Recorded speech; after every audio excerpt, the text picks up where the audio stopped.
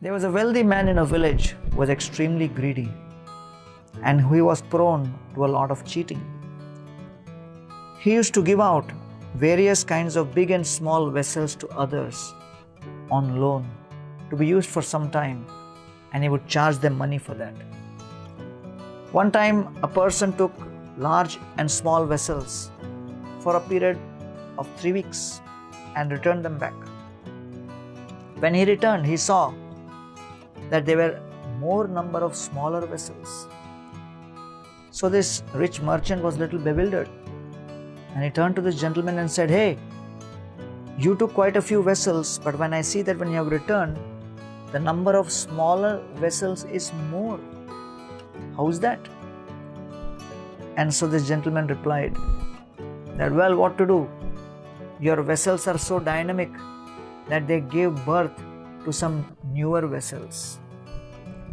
This man was very happy. He said, "Wow, that's great. That's a windfall.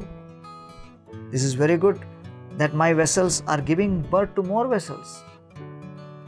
So he actually started charging extra money, saying that my vessels are special.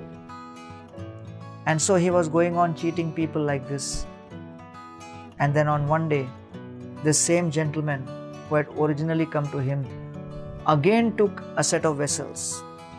The rich man was very hopeful that again there will be extra vessels. But then, even after a month, when the vessels did not return, the wealthy man got worried, reached out to this gentleman and said, "Hey, what happened to those vessels? You took those vessels from me, you have not yet returned." And this man looked at this wealthy man and said, "Well, all of your vessels died, and therefore what can I do? I cannot return anything to you." So the wealthy man said, "Hey, what kind of a cheater are you? How can vessels die? Vessels cannot die." And this man said, "Well, if the vessels can give birth, they can die also."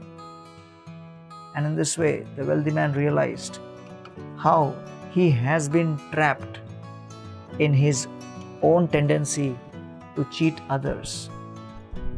Arthasya sadhane siddhe, utkarshe rakshane vyaye, nashopabhoga ayasa, trasah chinta matrinda.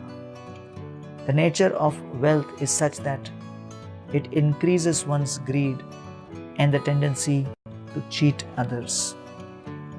But Krishna says in Bhagavad Gita, "Dyutam chalayatam asmi." Amongst all the gamblers, I am the greatest cheat.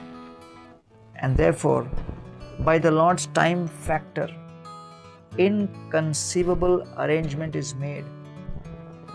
And although we may not expect, we will go through such difficult conditions when Krishna decides to take things away from us.